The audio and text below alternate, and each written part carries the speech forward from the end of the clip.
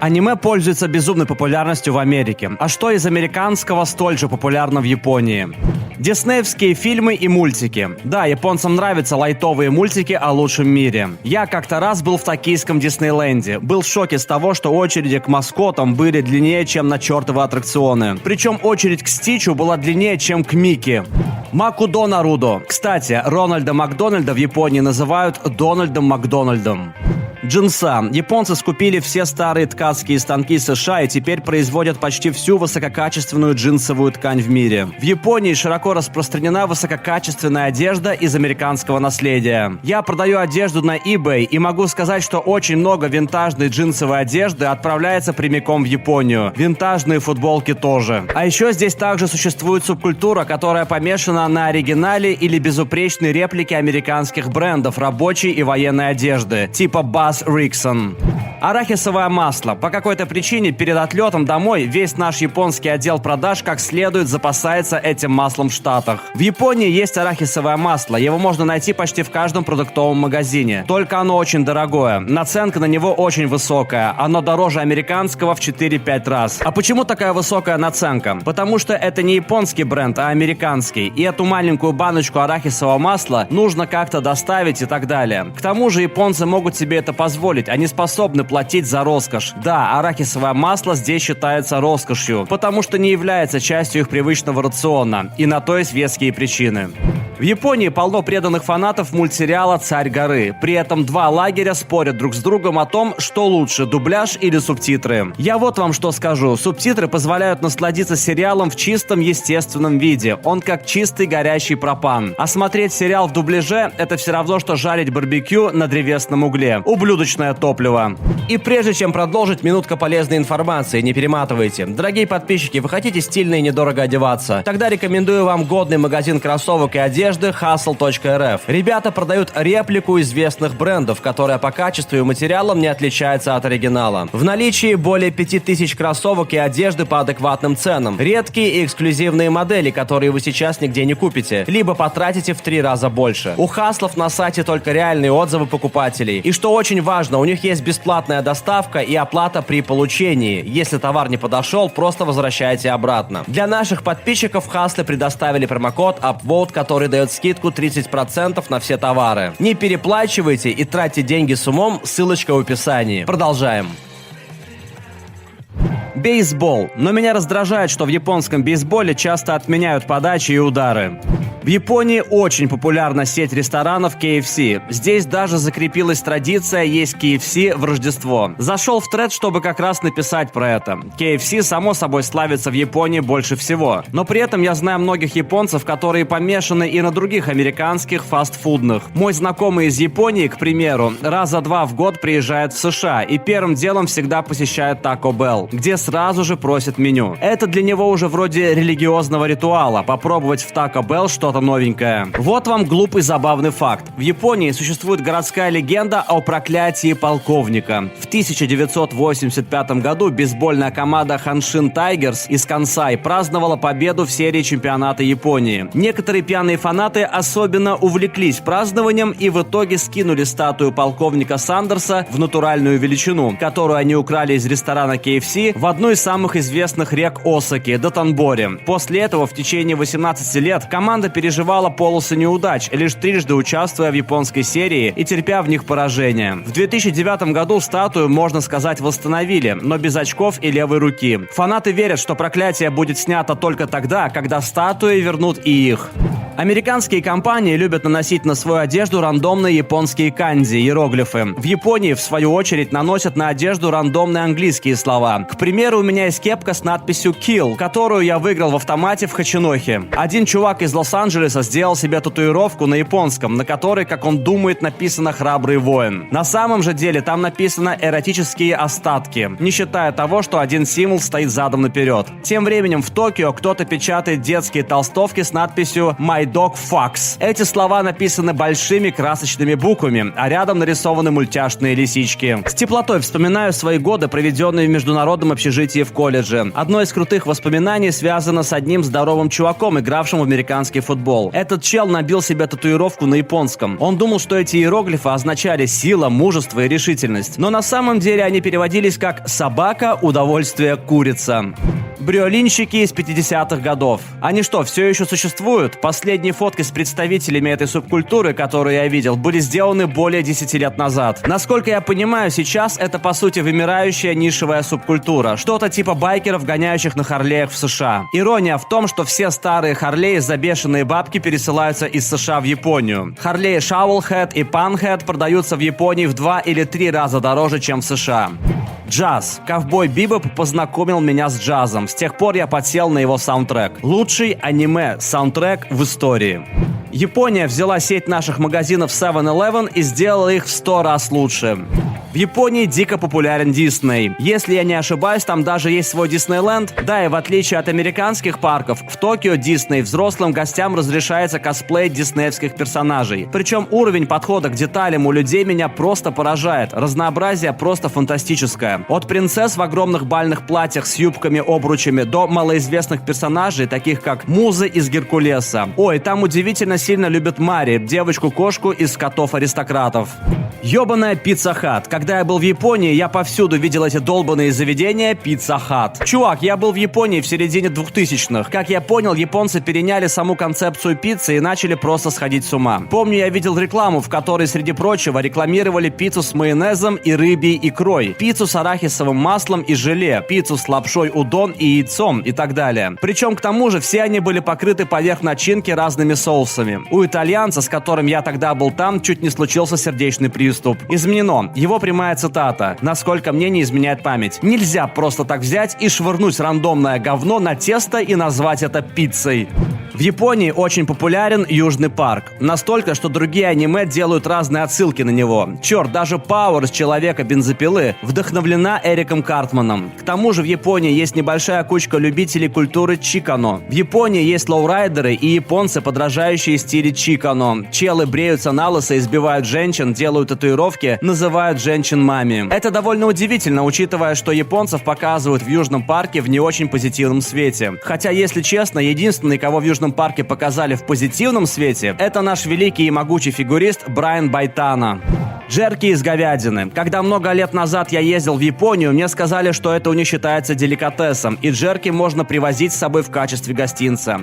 Киткат. Киткат – английский продукт, хотя сейчас этот бренд принадлежит Nestle, который является швейцарской компанией. Американские шоколадки Киткат производятся компанией Hershey's по контракту. Японские Киткат – это совершенно иная сладость. Во-первых, японские шоколадки менее сладкие, чем в других странах. Японские снеки вообще отличаются меньшим содержанием сахара. И во-вторых, у них есть около 100 различных вкусов. Мне особенно нравится малина и зеленый чай, хотя я слышала, что киткат со вкусом саке – это вообще бомба. Тем более там есть небольшой процент алкоголя, хотя я бы не стала пытаться таким образом набухаться. У них даже есть ограниченный выпуск вкусов для определенных событий и праздников, причем некоторые вкусы больше никогда не повторяются. Круто, что я могу купить японские шоколадки киткат в Увадимая в Сиэтле, азиатский продуктовый магазин. Там есть много хороших импортных товаров, но если вы поищете, можете найти их и в интернете.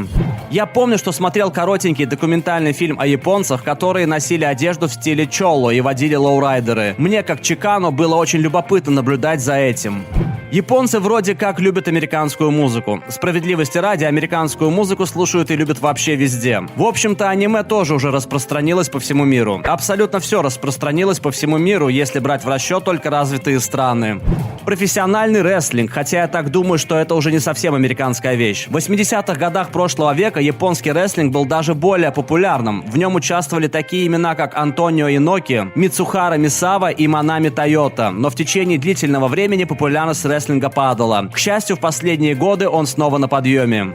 Английский язык. Да, я знаю, что английский это не что-то американское, но постарайтесь меня понять. Я сейчас говорю про количество английских заимствованных слов, используемых в японском языке. Меня это просто поражает. Как будет камера по-японски? Камера. Отель – хатеру. Пиво – беру. Беру – это bell, звонок, а биру – это бир, пиво. И это слово заимствовано из голландского.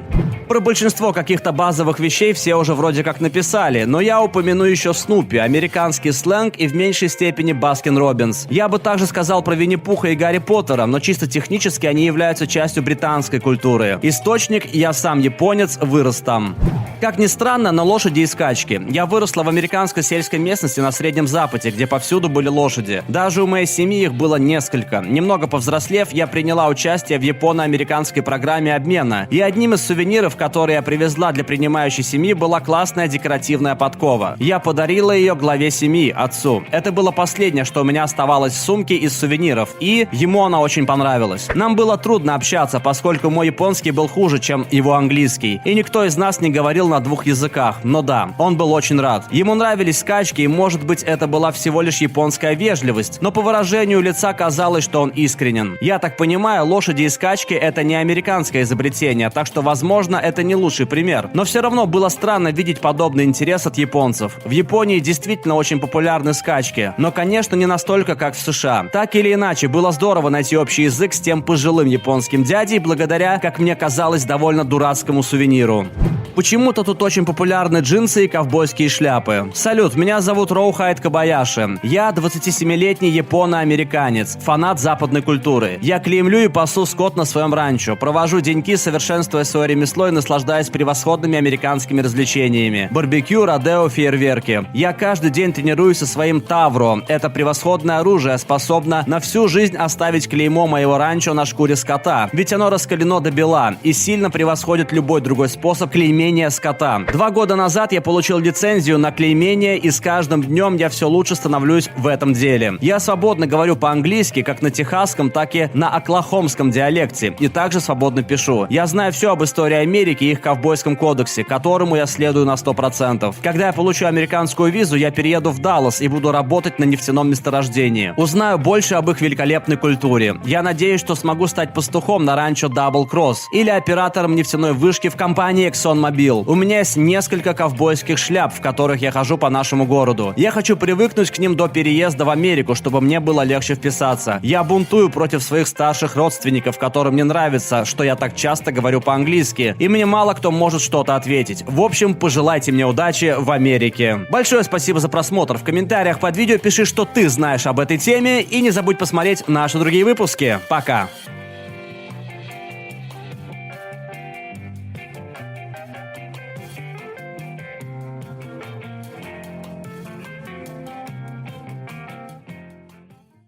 All right, everyone's presentations are done.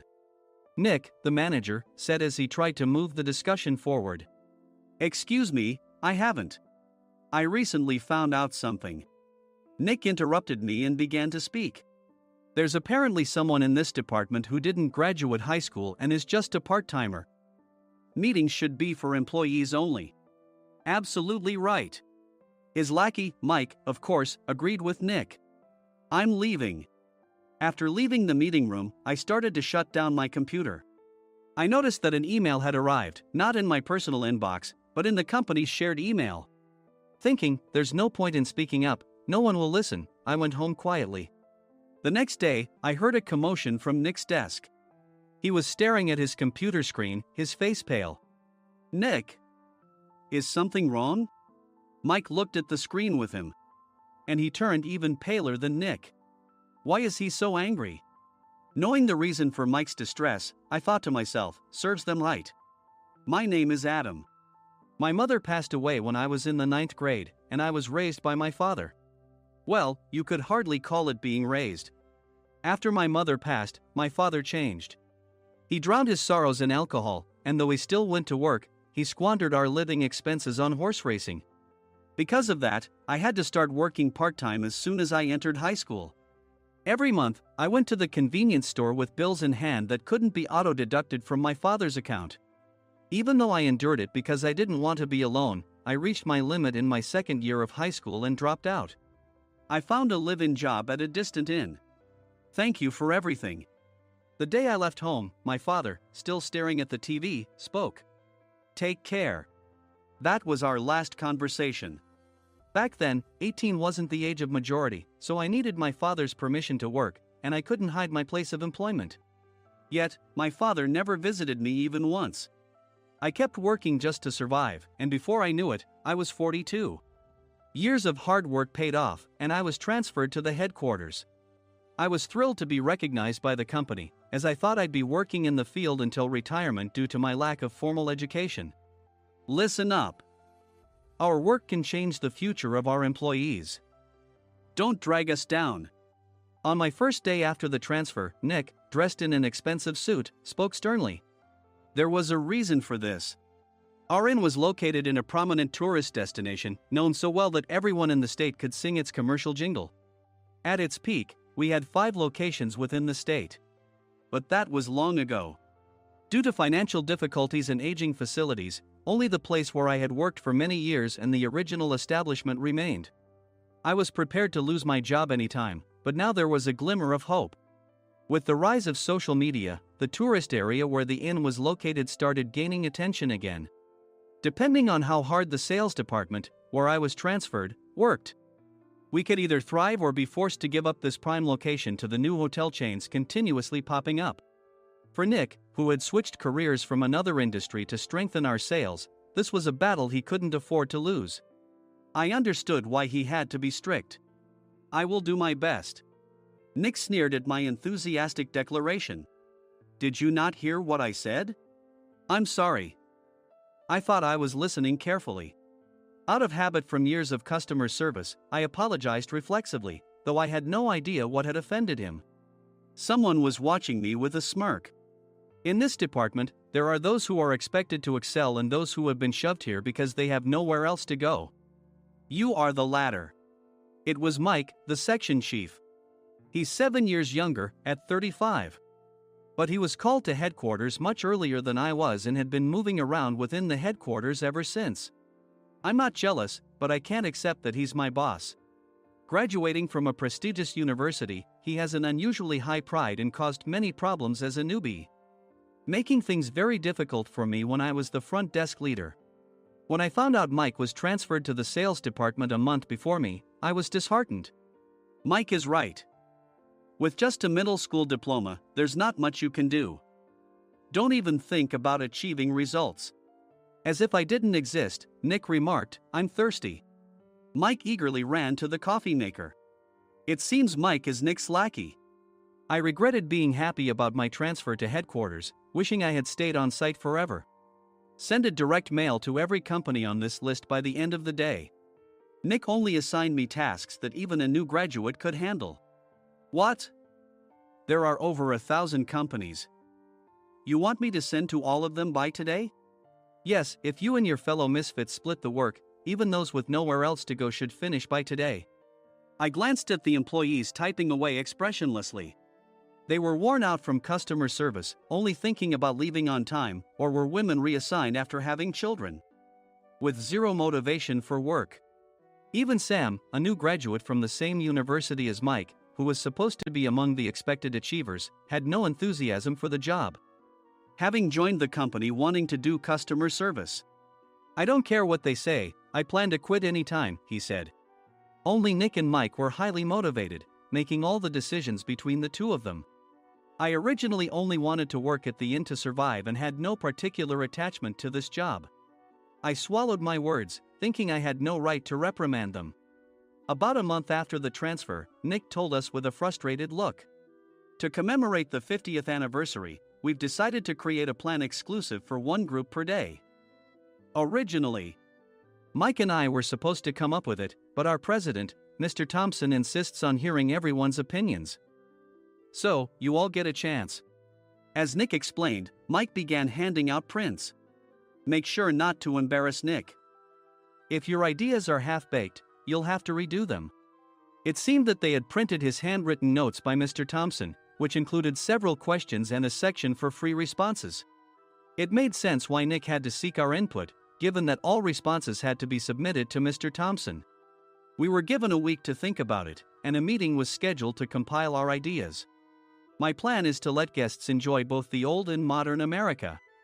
Nick began the presentations. Guests would watch a master confectioner at a nearby traditional sweet shop make sweets in front of them. The welcome drink would be premium tea in a bottle. Nick's plan was certainly attractive. After his presentation, Nick called on us to present in the order we were seated. Just as I stood up for my turn. Alright, everyone's presentations are done. Excuse me, I haven't. I recently found out something. Nick interrupted me. There's someone in this department who didn't graduate high school and is just a part-timer. He was likely talking about me. I joined the company as a part-timer and was made a full-time employee when I turned 20. That was 20 years ago, so Nick and Mike probably had no chance to know until recently. Meetings should be for employees only. Absolutely right. After that, Nick kept creating opportunities to solicit everyone's opinions, purposefully excluding me from speaking. The meeting unexpectedly heated up and went past the scheduled end time. A few people asked to leave, and the discussion continued with the remaining few. Still here? Normally, you'd leave in that situation. Though I had no attachment to the job initially, hearing kind words from customers made me want to make them happier. For someone like me, with nowhere to go, the inn was my home and customer service was my life. I felt pathetic about my current self. I'm leaving. I left the conference room and started shutting down my computer. I noticed an email had arrived, not in my personal inbox, but in the company's shared email. Thinking no one would listen to what I had to say anyway, I quietly went home. The next day, while preparing the DM as instructed, I heard a commotion from Nick's desk. In his haste to stand up, he hit his knee on the desk. He stared at his computer screen, his face pale. Nick! What's wrong? Mike, thinking he should be the first to rush over, approached Nick while still wearing his coat. He peered at the screen with Nick. And he turned even paler than Nick. Why is he so angry? Who is responsible for this company? Nick, more irritated than ever, asked, and Mike answered without checking. Probably Sam. Sam wasn't there because he was attending a morning training session for new hires. Nick gave up on getting angry and returned his gaze to the screen. They were looking at an email that arrived right after the end of the working day yesterday. Apparently, no one, including me, had checked it before leaving. The email was from a large company that used us for their annual employee trips. The president and executives of that company also frequently used our services personally. President of the company, Mr. Mason himself had declared that neither he nor his company would ever use our services again. Well, some companies cancel their employee trips or stop using our services due to financial struggles. Let's just move on. Mike kept wiping the sweat from his forehead with a handkerchief. Knowing why Mike was so agitated, I quietly watched their interaction. Do you know how much revenue we get from that company? We can find other guests to fill the rooms, but we'll lose the banquet costs, gift shop revenue, rental car fees, and more. Moreover, the gifts were supposed to be prepared by the traditional confectionery shop involved in Nick's proposed plan. If it's known that we incurred such a huge loss at this critical time, Nick's position in the company would be jeopardized. Nick took a deep breath, seemingly trying to calm himself. All right, Mike. Go to New York right now and apologize to Mr. Mason. What? You're coming with me, right? I have urgent work to do. I trust you, which is why I'm entrusting this to you. Please. Mike, believing Nick's sincerity, agreed with a determined look on his face, saying, yes. That's Nick for you. Even if Mike went to apologize, Nick would shift all the blame onto him if the client didn't change their mind. Well, it was Mike's fault to begin with, so it served him right. About 3 hours later, Sam answered a call from somewhere and repeatedly apologized, saying, I'm very sorry. Everyone watched to see what was happening. After ending the call, he informed Nick with a weary tone. When Mike arrived at the client's company, he only made things worse, further infuriating Mr. Mason. He was demanding, get his boss here immediately.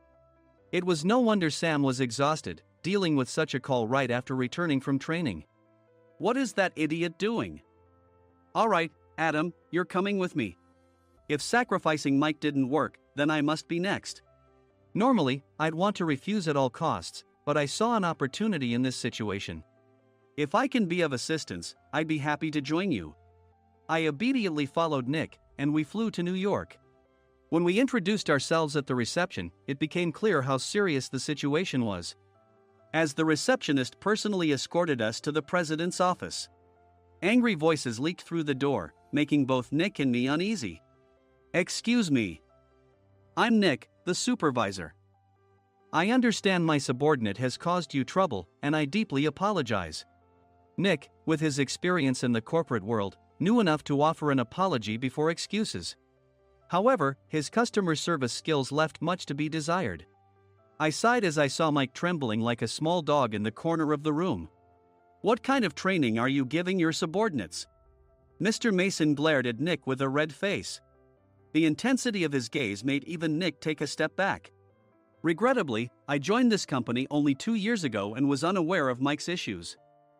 I should have identified his shortcomings sooner. Indeed, I should have realized sooner. No sensible person would come to apologize and then give a lengthy presentation on the drawbacks of not using their in. Nick froze, his mouth slightly open. Suspecting the worst, I picked up the documents that had fallen to the floor. It seemed Mike hastily prepared these documents on the plane, listing the disadvantages. Disadvantage 1: if you change the venue for the company trip, employees might suspect it's for cost-cutting reasons, leading to a negative impression. Reading it aloud half-jokingly, Nick snatched the papers from my hand and checked the contents with a furious expression. Among the stack of documents was a receipt from a nearby convenience store's copy machine. I felt a pang of dread, hoping he hadn't shown the receipt as well. What do you think he said when I asked what kind of nerve he had to do this? I'm very sorry." Faced with the dire situation, Nick must have thought there was nothing left to do but apologize. In a voice smaller than I'd ever heard from him, he uttered words of apology. He said, "I'm a Harvard graduate. I don't believe I said anything wrong." "Mike, what have you done?" Forgetting his plan to pin the blame on Mike, Nick yelled loudly, even in front of Mr. Mason. "I didn't do anything wrong." "You're still saying that? Look at him." Mike pointed at me with a shaking hand. "I was assigned to headquarters in my 20s and now I'm a section chief. This guy only made it to headquarters at 42. Everything I've done proves I was right. So why are we losing the contract?" Having said his piece, Mike collapsed to the floor. "Of course. You were sent there because you had nowhere else to go." Mike never expected to hear such words from someone he looked down upon. He lunged at me, and Nick hurriedly stepped in to stop him. "Mr. Thompson told me Mike is a quick thinker, and to take good care of him." There's no way he was pushed aside. "Don't make things worse here. He didn't say quick thinker, he said only quick-witted, didn't he?" I don't remember that part."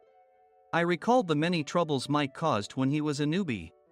When Mike was on the front line, his pride was so high that he never apologized to customers. Customer service, especially in our job, doesn't work alone. It brings both good and bad situations. If the front staff or housekeepers made mistakes, or the cleaning company didn't properly clean a room, one had to apologize to the customers regardless of personal fault. Mike, in such situations, would never apologize, insisting he wasn't at fault. This often angered customers, and as the front desk leader, I frequently had to apologize on his behalf.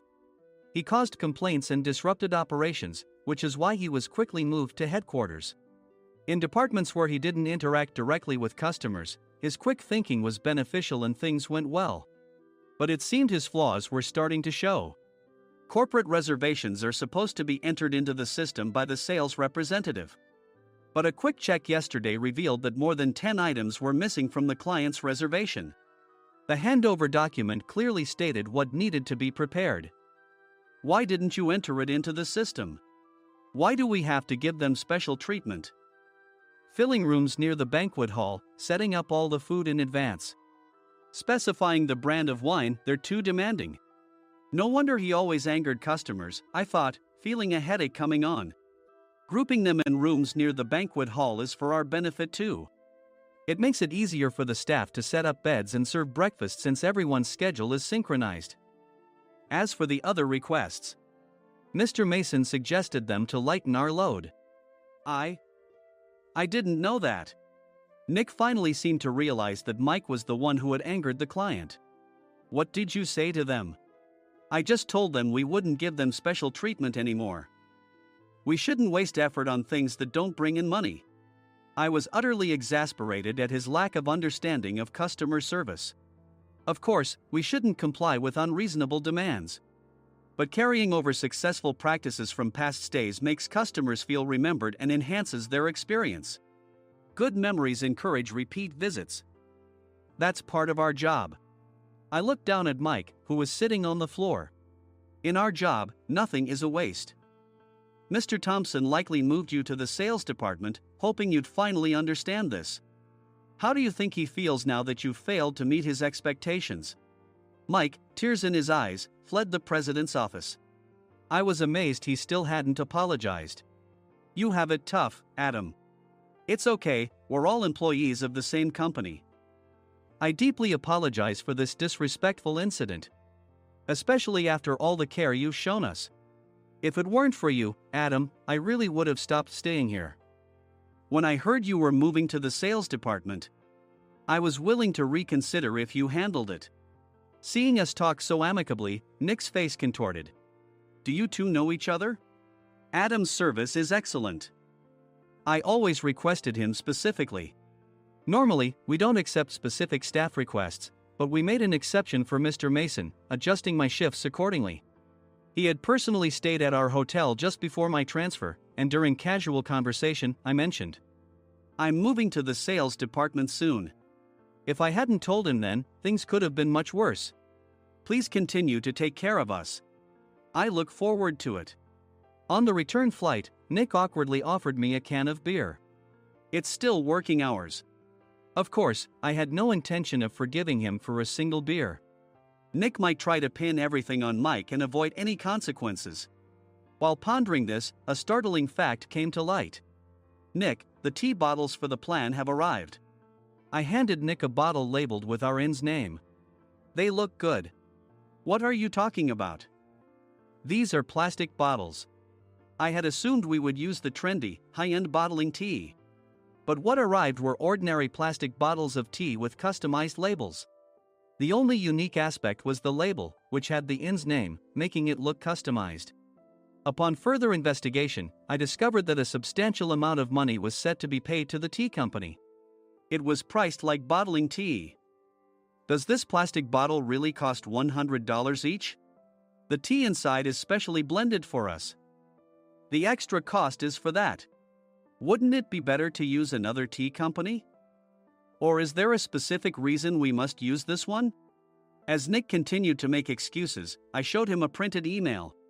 I informed the tea company's president, Mr. Mitchell, that we discovered irregular payments and he confessed. He said you two were high school classmates and planned to split the extra money. That idiot. Why did he confess? That's not important. You should worry about yourself, this could turn into a police matter. Opening the bottle cap, I suggested. How about calming down with this tea? It supposedly has a relaxing effect. Nick drank the tea frantically. In the following days, decisions were made about their fates. Mike was reassigned to the General Affairs Department, with no chance of transfer or promotion, as per Mr. Thompson's orders. As for Nick, since the payment to the tea company hadn't yet been made, he narrowly avoided legal trouble. Instead, he was encouraged to leave the company, and to avoid further complications, Nick submitted his resignation. Rumor has it that connections between HR departments have made it difficult for him to find new employment.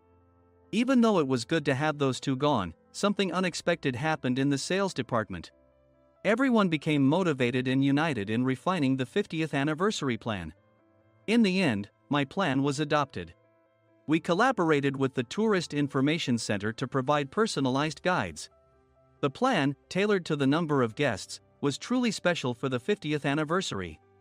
Hey, is Adam's family coming to stay? I immediately booked that special plan for my family. Sam noticed it on the reservation list and quickly picked up on it. Yes, I'm inviting my father. That's great. I might invite my parents too. I lacked the courage to face my father just as Adam. But here, with the confidence Mr. Mason praised, I felt ready. The 50th anniversary plan was a perfect opportunity to reconnect with my father. I hoped to bring back the days when we could laugh together as we once did.